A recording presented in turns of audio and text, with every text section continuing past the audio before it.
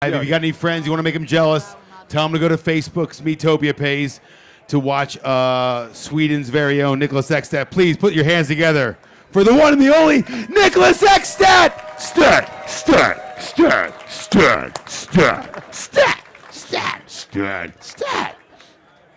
He comes in reverb. Where do I go from here? I don't know, man. Luckily, you got good food and you're good looking, man. You're good. Hello, everyone. Thank you very much for having me in this beautiful city. It's nice to be back traveling again. It was a little weird looking for the passport and all that. But now it's just wonderful to be here, and I'm very excited to be back in London. And with my old friend Christian, who I've known for 28 years. I don't know if you guys were here this morning when I described how I met this man. All the chefs are pretty excited that he's here, because he runs a restaurant in Sweden that runs entirely on fire. He's now coming to London. You're at the Scotland Yard Hotel with a new restaurant. Yeah. So they're like, you don't know who Niklas Ekstedt is? Like, oh, no.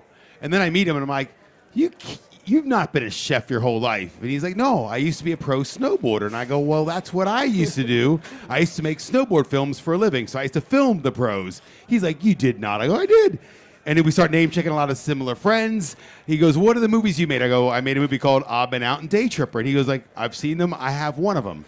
And then I was like, well, this explains things. So this guy has built a mini ramp in his backyard. He's got two sons who rip on skateboards. They ski. We're hopefully going to get them on one plank instead of two. That's his only... Eventually. Yeah. Sure. But it's really fun. It's also during the lockdown, we did like video calls, and we're down in each other's basement, like exchanging. Trying to entertain each other. Snowboard. It's like, which board do you have now? Like, oh, it's fun. Yeah. Okay. You needed something to talk about. Yeah. All right. So I'm from Stockholm, Sweden. I'm raised in a ski resort in northern Sweden called Åre. It's the largest ski resort in Sweden. And when I was 22 years old, I had a severe back accident in a half-pipe competition in snowboarding, and my life was like completely dedicated to snowboard. But in the little village where I lived and I was raised, there was a culinary school. So I thought when I had a bad back, I couldn't be in the slope, I couldn't be with my friends on my board. I thought, why not try my legs on cooking? So we had a great culinary teacher, and he was just amazing. And he said to me, like, he called my dad, and I always been a Mendens in school, and I was not a good student, and my mother was the teacher in this little village as well, so it was a disaster. But so this culinary teacher, he actually called my dad, and my dad picked up the phone and thought, of course, that the teacher was going to call him and tell him that I wasn't in school. But he actually said, like, oh, your son is pretty good at cooking.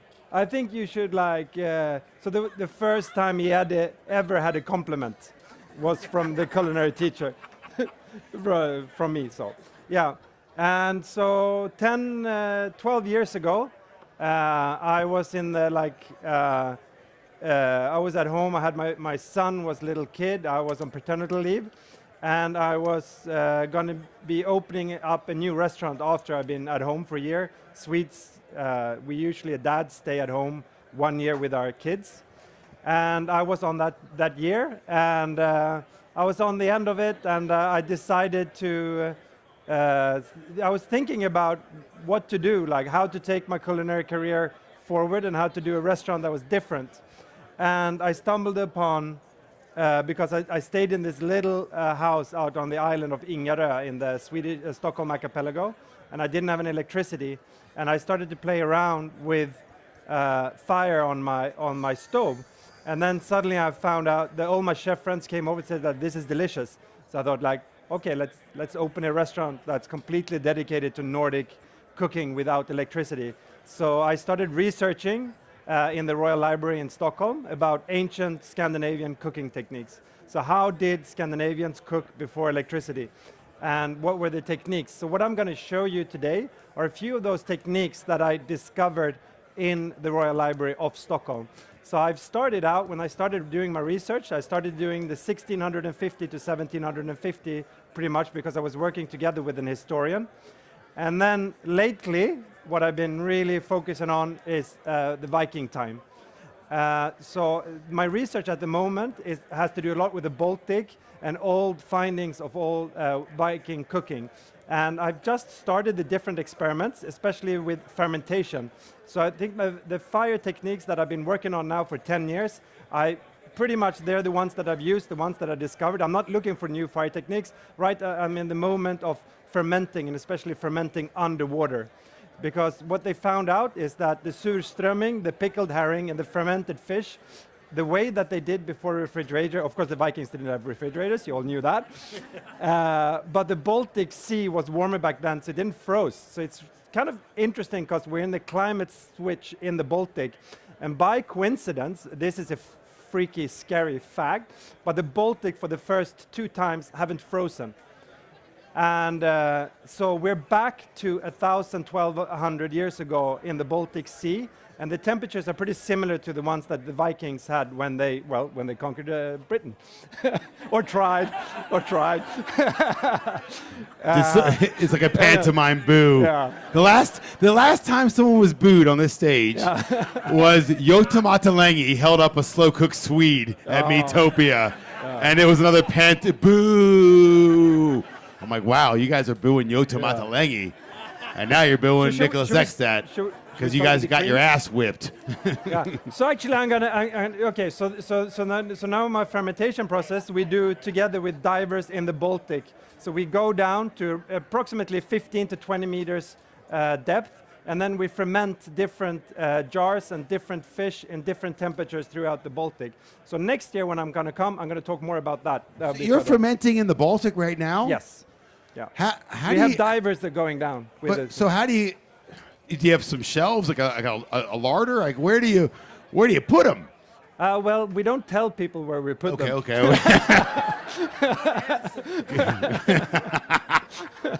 No. Okay, so while I'm on the Viking subject, the historian that I'm working with right now is really, really interesting, because what's fascinating with the Vikings are that we did not know how they cooked their food.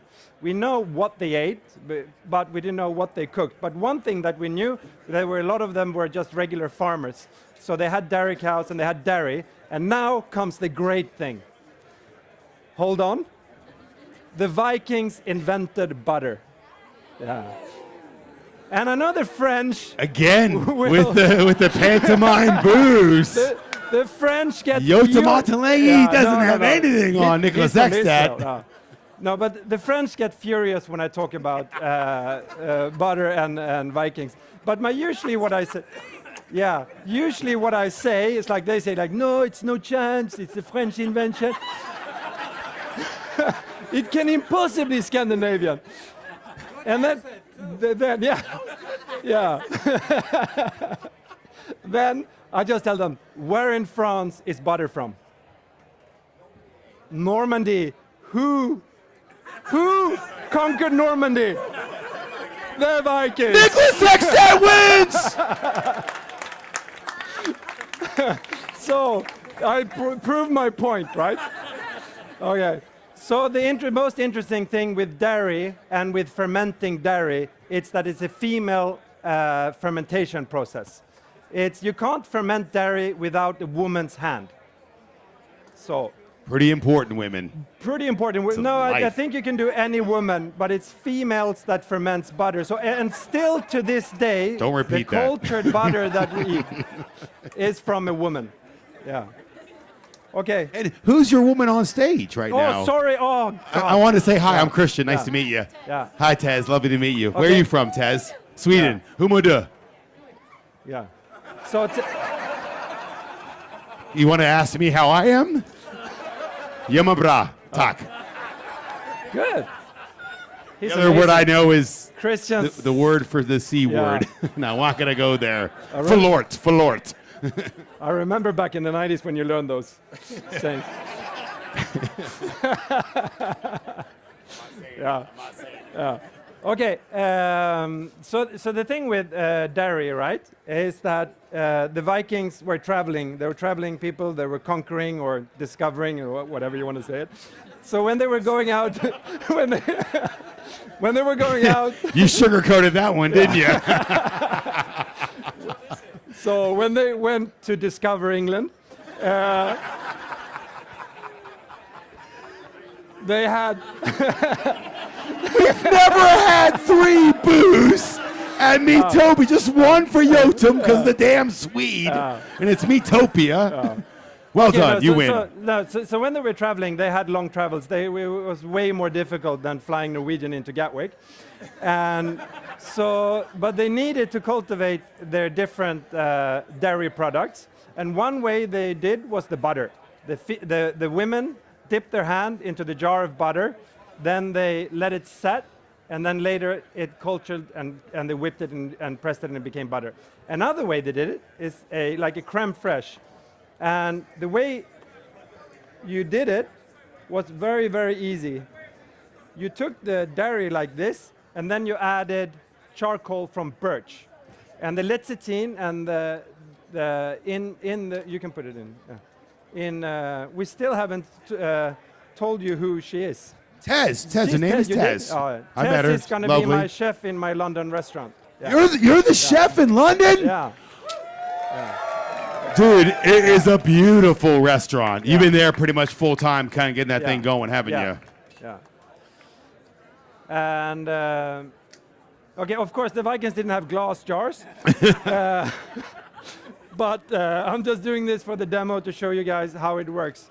So this is the coolest looking demo ever, by the way. That's just so the way that they did it was that they took cream, they added charcoal, and there were chemicals in the charcoal that made the cream into creme fraiche, and it lasts forever. You can have this, I mean, without a refrigerator, you can have it for months outside. So it was a way to prepare you for a travel. So basically what you do, you let it sit, depending on how strong you want the smoky flavor of the cream, you can let it sit for like 5 minutes or like 10 minutes or however you want it. And it's a very, very easy way. I did this when I met Mary Berry for the first time. You know, Madonna's always giving him crap for name dropping, as does Dizzy Rascal and Paul McCartney. But yeah, he hung out with Mary Berry. It doesn't really matter, but it needs to be birch. Yeah, I've tried it with other things, but it's got to be birch. It's got to be birch. So we're gonna do salmon, of course. Okay, so that's kind of like my latest research. It's like, because I didn't really like, I thought it was kind of like sleazy and a little bit like boring to do like Viking research. I thought it was a little like lame.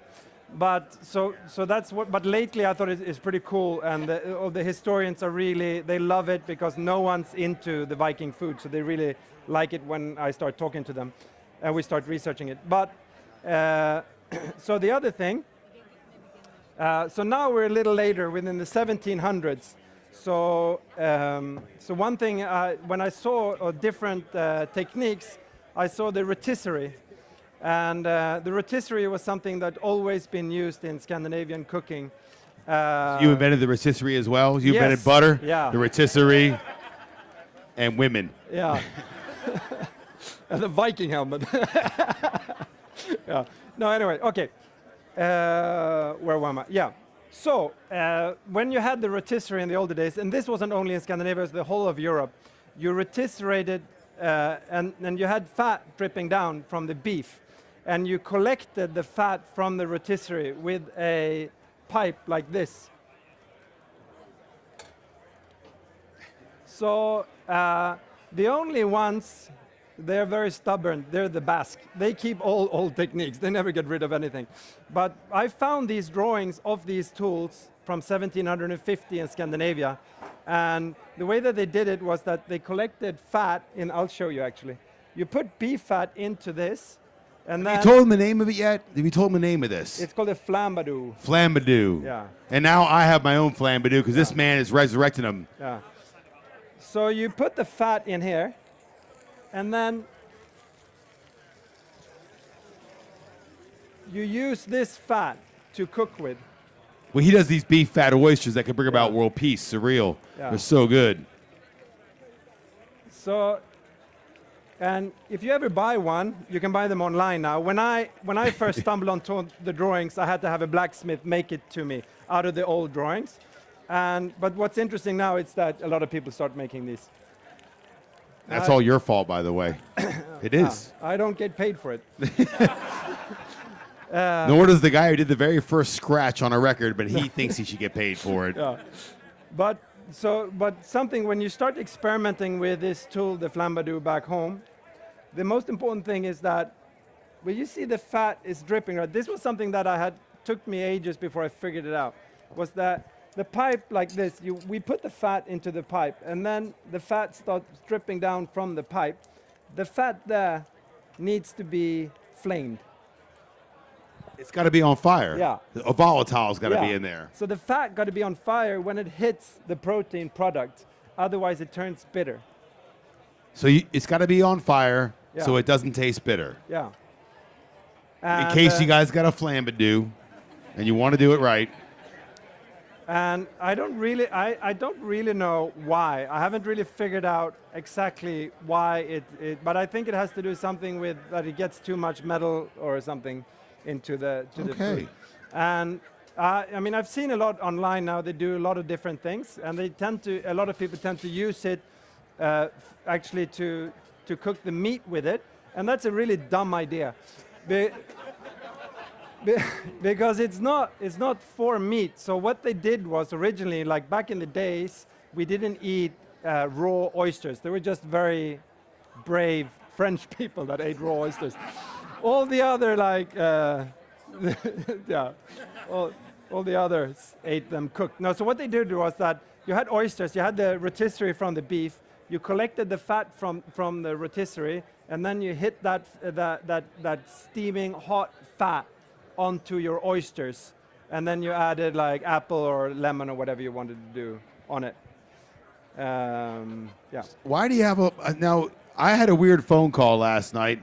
Christian, we need to get some hay for Nicholas, and I'm like, all right. I got a pet store around the corner. Yeah. So first thing this morning, I went shopping for hay in the rabbit section. Yeah. But there's a lot of different types of hay. Yeah. Well, I don't know why, but in Swedish we have hay and hö. We have two different hay and words. hö. That's hö. So this is what the animals sit on, and this is what they eat. This is his theory. Yeah. Okay, hold on. Yeah. Matt, get up here. Matt, get up here. Yeah. So Matt is a thatcher. He also makes the charcoal that we had. Hey. So this is Matt Williams. Matt's going to tell you exactly what it is. Now, this microphone's for my voice. You have to project, okay? Okay. So hay is pretty simple. Hay is grass. It's just grass. And straw is from a cereal crop, and it's hollow. So that's your difference. So you have hay and hö. And I guess we have we have halm straw. hö. So halm is straw and hö is hay. So we have two different words for it. We all have the same thing. Yeah. And I think, by the way, that the whole idea that people that stayed in Sweden were probably not really the Vikings who invented the things that you're thinking about. I think that's who the British are now. I'm just saying.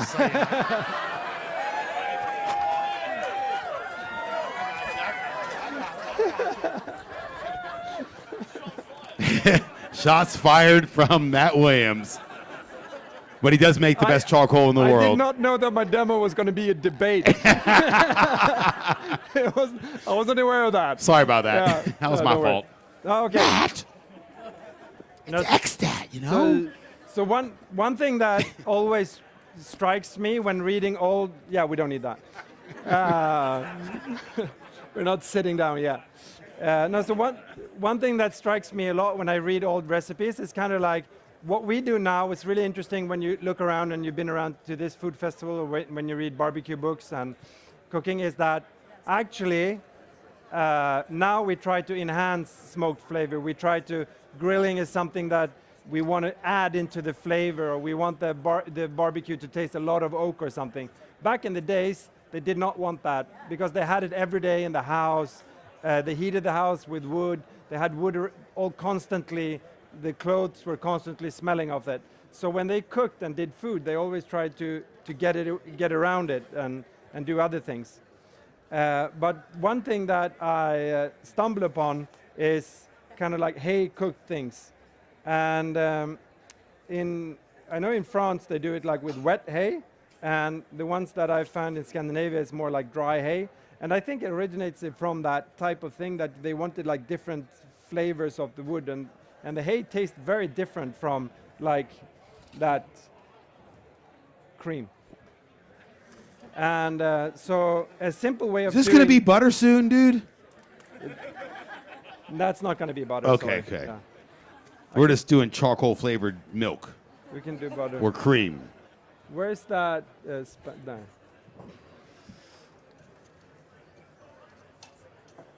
And yeah, that GoPro camera, is that an action camera?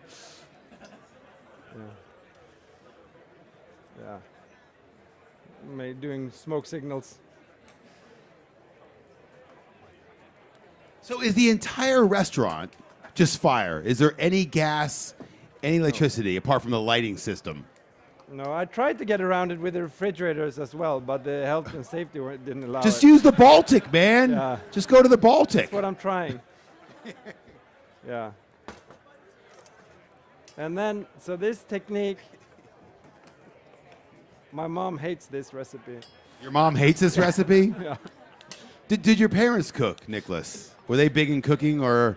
Not really. I mean, they do. My dad cooks a lot. My mom was not a very good cook. Wow, it was your dad. Yeah. I love his hay salt. Yeah. I think you debuted this here years ago, the hay Yeah. salt. This is it'd be better with like a better quality of salt. This one. Okay, but the best hay ever, right? Really good hay. The hay is really nice. Thank you. actually. Thank you. So the most important thing is to get the hay. Get the hay black. Yeah. So when the hay is not burning anymore, you're done. You can do this with a blowtorch if you fancy a blowtorch. You can do it. You can do it with a blowtorch as well. Okay, so we're gonna leave this for a while for the finished dish. Give him a little look. It might look kind of funky, but it actually tastes amazing. Everyone's like, "What the hell are they doing?" Is this like a science experiment? Okay, and then the salmon as well. We do the same thing with the salmon. So Yeah, we're gonna strain that later. when we'll we're strain done. it later. Yeah. Don't worry. Yeah. Just to give you an idea, there's salt in the bottom. There it is. So the idea is that you bake the the salmon over the fire for like 20 minutes, and then when you've done with that, you put the salmon with the skin side up. You can do it. You can only do this with a fat fish like salmon or. Oh, my English is getting slow after COVID. I've just been speaking Swedish with my family for the whole time. But my Swedish is great, though. But what are the small salmons called in English? Trout. There you go. You can do it with trout as well. Yeah. Yeah. Small salmons. It was really like. Trout Association will go after me like. The small salmons. Thank you, trout. They're not Thank you. little, Thank you. They're not little ones. Oh yeah, that's true. Yeah. For Lord. For Lord. But yeah, okay.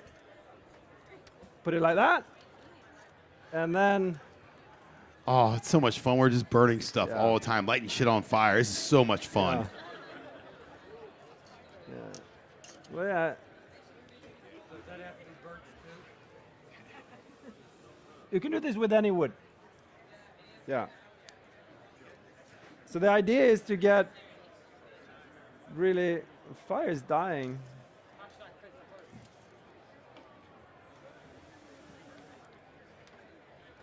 Take the big one. This is gonna happen. So the idea is to get this. So get it smoking and burning a lot. Behöver lite mer eld.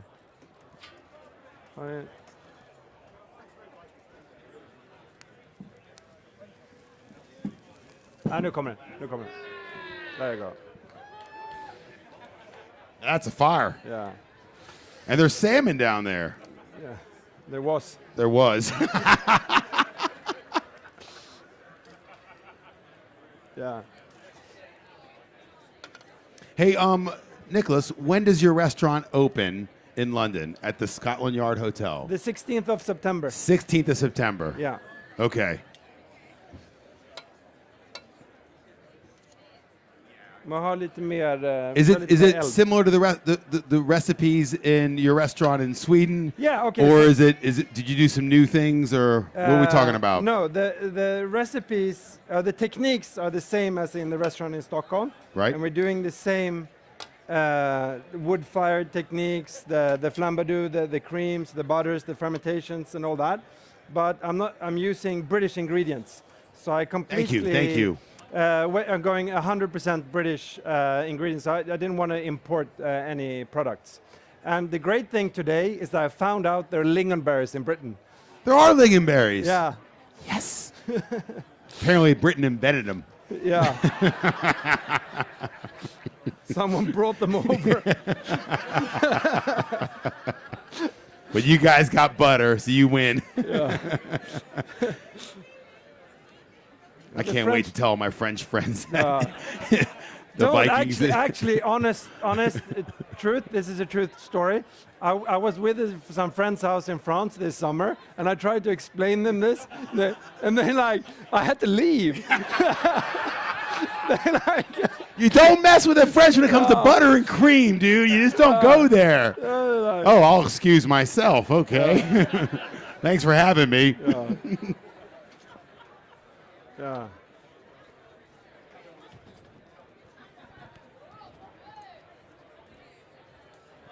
It's supposed to be more fire. See, I mean, I got a lighter if you want to get a lighter in there, you know.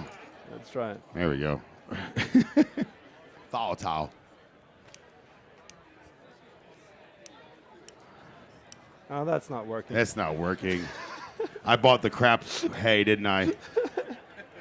Hay's for horses. They belong in the stables. You say hello to me. Here we go. Yeah, Christian. Kind of. Oh, there you go. Here we go.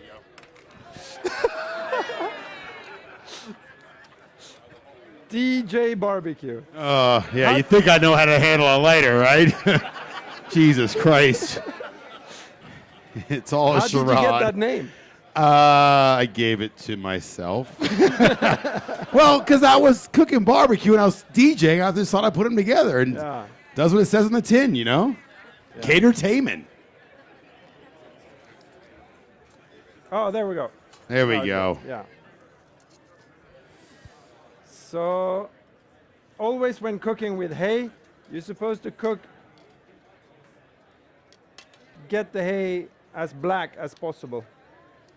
And then when you leave it like this, you can cover it up if you want. Did I get the wrong hay? No, it's good. Okay, okay. So the idea is to, when the, you can we see? Can Do you need more hay or are you okay? Yeah. I think we're gone. We're done with the hay. You done with the hay? Yeah, not the halm.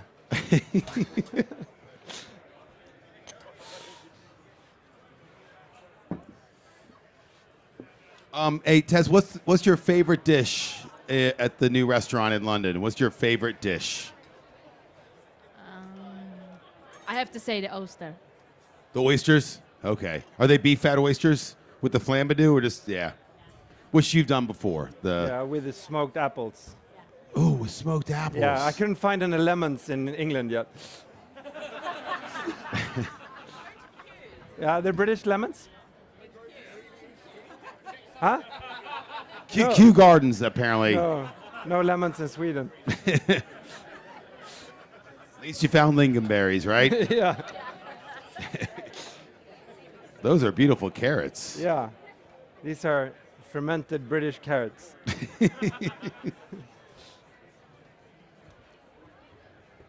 You got any random carrot facts for us?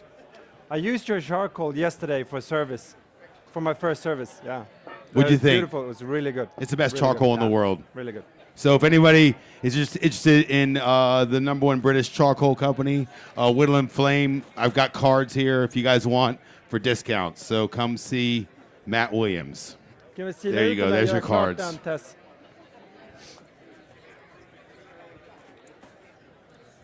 This is so these the carrots. What I do is I mix them with salt, just regular salt like this, not unjoded salt. No, that's in English. Iodized salt, not iodized or iodized salt. For the fermentation, like without jod. Just normal salt, just normal table salt. Take table salt. Mix them. Thanks for speaking our language, by the way. Yeah. Talk. Mix them with carrots and juniper. So you let the carrots sit with the salt and the juniper for 2 days in room temperature, and then you put it into the jar.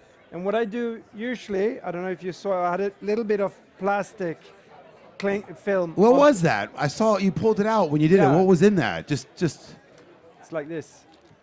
It's like a plastic bag with water. Okay. Put on top like that, and then let it set and give it a little bit of weight. Yeah. No, they lacto ferments. The liquid comes out like this. Yeah. Now I see one of the craziest vinegars. I used to get this stuff.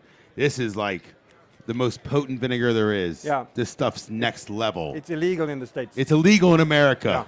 Yeah. Your handsomeness is illegal. This stuff, 24%. Yeah. Now I'm not doing a shot of that, dude. Chug, chug, chug. No.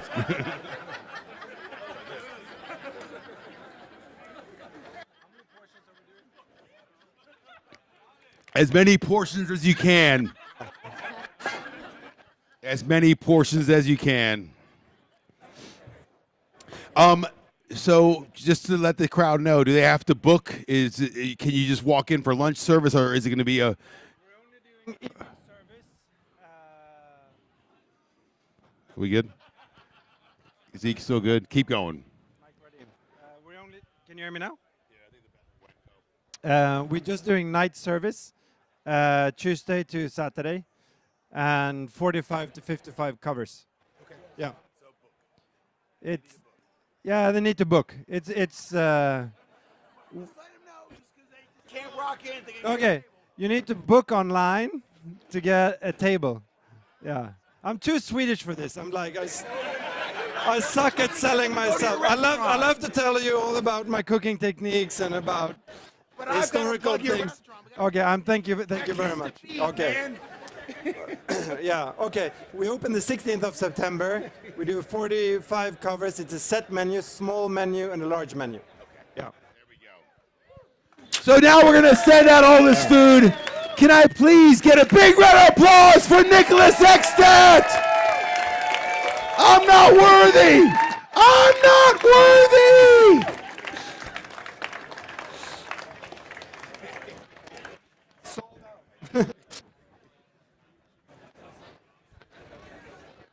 Yeah, here it is. Here's your hay salt.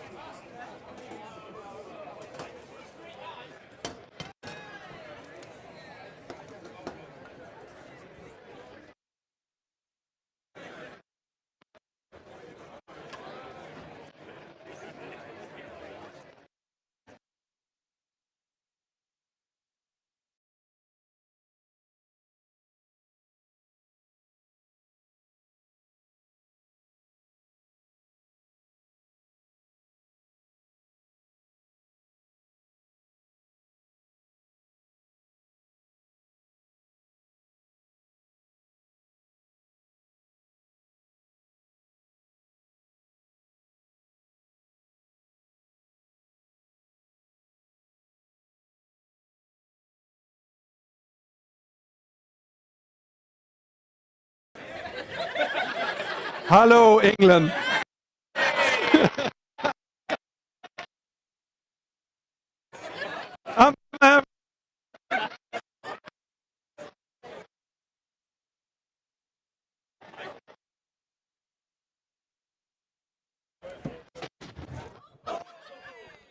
Okay, let's get this party started. Okay, so the idea with the salmon is that when it's cooked like this in the hay, then the hay cooked, and then you pull the skin up like this. And there you go. You can make shoes out of that. Okay, so the idea with that, oh, there you go. So what's so fun with this recipe is like if you have your grill in the backyard and then you do this trick, you put the whole tray on the table in front of your guests. It looks like it's all just black and just like a big disaster and that you failed. And then when guests are like freaking out and thinking like they're not going to get any food, you pull the skin off. And everyone is going to be like, wow, where did you get that idea? Yeah, that's it. Okay, the hay salt is done. Could you show us the cream? Yeah. The cream is coming on, and then we should have something better to put this in, so we can, like a glass or something. Yeah, something that we can. Yeah. Okay,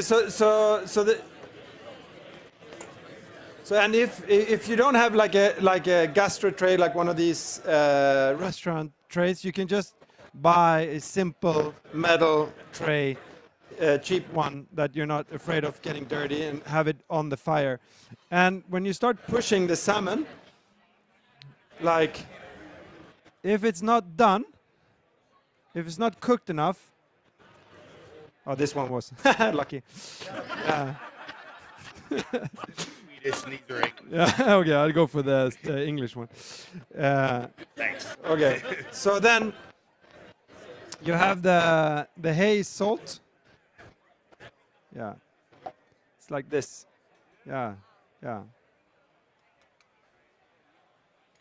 We put some carrots.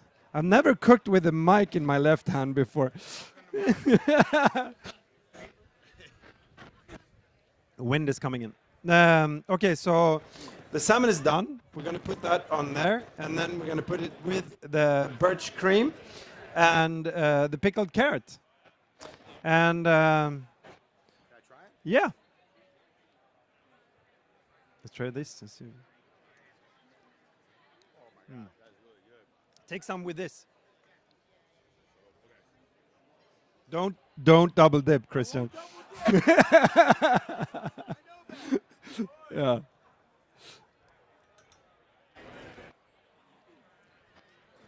That's special. Yeah, it's different, huh? Oh my God, that's good. Yeah. Oh. You guys ready for a treat? Oh boy. Yeah. Okay, Christian, you can have your mic back now. You done? Are you done? Let's get into service. Come on. Big round of applause again for Niklas Ekstedt.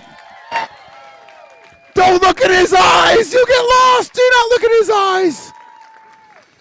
This man possesses one of the best tray flips and kick flips known to any chef. They should have a skateboarding, snowboarding contest with chefs. He crushed it. Oh, this looks so good. All right. So we're going to send this out with the special carrots, the hay cooked salmon with the hay salt, the cream, the birch cream.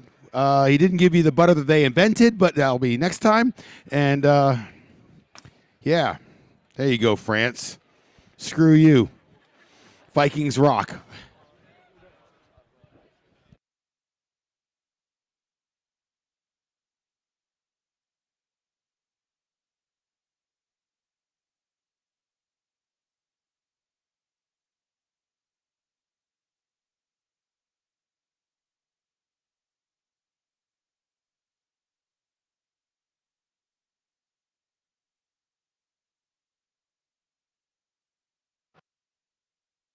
Does anybody have any questions for Niklas Ekstedt? Sorry, he's up for. There we go, sir. What do you got? What? So it's a birch cream. Is that kind of what it is, Niklas? It's birch. It's cream that's cooked with hot birch charcoal. That's pretty much it. Yeah, dude with the womb Amber. broom. Embers, the live fire charcoal. Single or double cream? Double cream this time, but you can use single cream as well. There we go. We're equal opportunity with the creams. Yes, sir, in the back. What's the restaurant called in London? Ekstedt at the Yard. Ekstedt at the Yard. And what's the restaurant called in Sweden? It's called Ekstedt. Thanks for not complicating things, Nicholas. Any other questions out there? Over there, yes, sir. What's that? Single or married? Married since 10 years back, and 2 sons, How old are your sons? 13 and 9. And they ski. Someday. Two. 4 edges are too many, really. Oh yeah, it's I didn't teach them good enough. I mean, it's all. It's my fault. I thought that I was going to teach them how to ski and then to put them on the snowboard, but now they want to stay on the skis. Yeah. Just get them in powder, and then you go. You think this is fun? Get on a plank. You'll have way more fun. Yeah. Okay. Any other questions out there? Anyone? Bueller? We're good. They just want the food, man. Sorry, sir.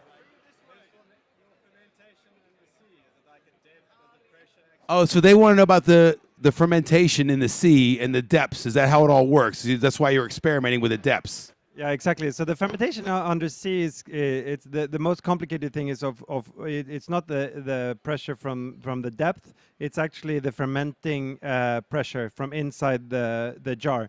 So, like for example, the best wines they've ever found undersea has been champagne because they have the natural kind of carbonated and pressing on it. So the problem for us is that we don't know how much it will ferment. So we're trying out with different techniques. It's 15 Celsius. Yeah. He had the number for you, didn't he? Well, to my knowledge, be no math involved today, but boom, he has it. What do you think? Great. What do y'all over there, ma'am, with the yellow jacket? Good. Amazing. Okay, good. Yeah, go ahead. You want to ask a question? You just want to tell me how good it is. I love the hair. I don't know how you did that with the hair, but it is miraculously awesome. You want some more cream? There you go.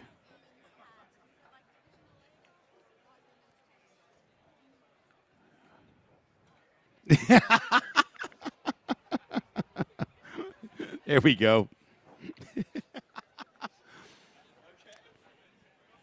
All right, there we go. We're going to send it out.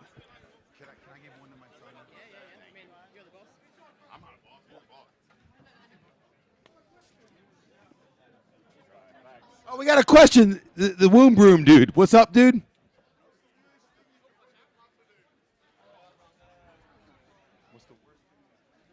What was the worst thing? Well, I don't know. I mean, the worst thing. No, I mean, the one I've been have troubles with trying out is pork fat. Because you think it would be like delicious because pork fat is delicious, but something happens when it burns, so it doesn't turn out as good as bacon. Yeah. But another interesting thing. Now I'm not going to claim anything more Swedish. I'm going to talk about the Germans. Something that I really found interesting when I traveled through Texas was actually that barbecue comes from Eastern Europe, and Eastern European cooking and immigrants that came to Texas, they brought with them the smokers that they used to smoke sausages in, and when they came to Texas, they started to smoke the brisket, and then that went into Texas barbecue. Well, 'cause the brisket was considered a kind of dog meat. You know, it was one of the toughest muscles on the cow. And they would always they were Czech immigrants, Polish immigrants, German immigrants, and they would just smoke their sausages over the hearths. Brisket was kind of a happy accident because it was so tough. They're like, it was just give it to the dog. So someone threw a slab on an open hearth. They came back the next day, it just fell apart. So the connective tissue with the slow and low cooking, they were able to do it. I think we have another question. So I saw a hand up. Go, sir. The smoked tomato. What he had? You liked it? You like the smoked tomato? I just want to say thank you. There we go. Okay, yeah, no, thank you very much. You can say taksamiki. That's how you say thank you very much. Okay, thank you. Smoking tomatoes is something that you had it in the restaurant. I really like to play around with it. And what's really fun and interesting with these smoked tomatoes that I found out is that I buy get the tomato supplier to give me the ones that are not as ripe. So when they're like almost like cheap cherry tomatoes, you can buy them in the supermarket, the ones that they price out. They're a little thicker, right? So what you do is you peel them and then you put them in salt and sugar, like a light brine. Let them sit overnight, and then you put them on a string, and then you hang them over the fire like that. Cherry tomatoes, yeah. You skin cherry tomatoes. Yeah, no, it's a little time consuming. But you can. Staff must hate you. We have more boring things than that. Yeah. What's more tedious? Yeah, no, we do like. When we collect a lot of wild things and forage things, like the ramson and those small berries from wild garlic and stuff, we kind of like sort them out one by one. That takes time. Yeah. Hence the price tag.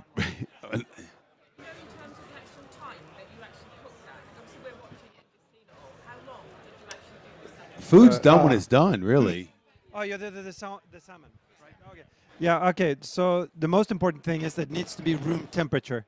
So you can't take it out of the refrigerator if cooking it over the fire because it'll be too cold and you cool down the grill. So if you take it out, like in the morning, if you cook it in the evening, so it's really like kind of warm.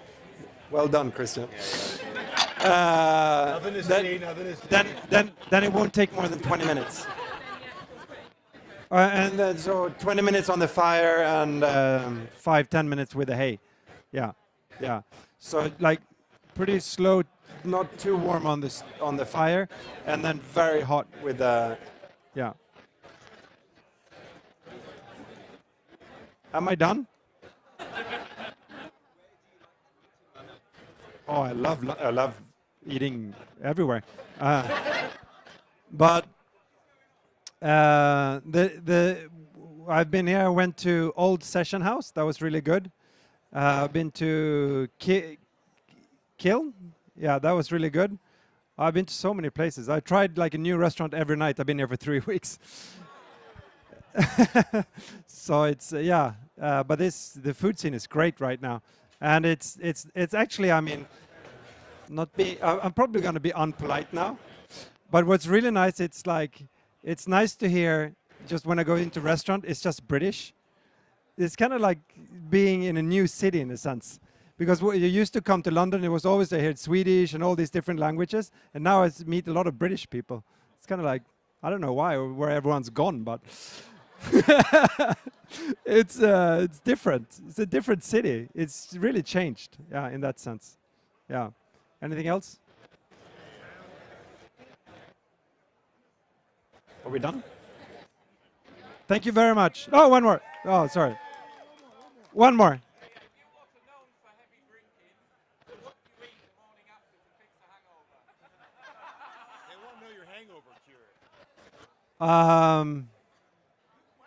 Very good question. Yeah. What do we eat for hangover? Like, yeah. Have you ever had fermented herring in the morning? That's not going to cure you, that's for sure. Yeah, you puked up? No, I grew up on pickled herring. Oh, pickled. No, not fermented one. Surströmming, no. Yeah, that's tough, man. It's tough. No, but I mean, I guess that pickling juice is good. Yeah, yeah. One more and then I'm off. Hold on. No, we had one more back. What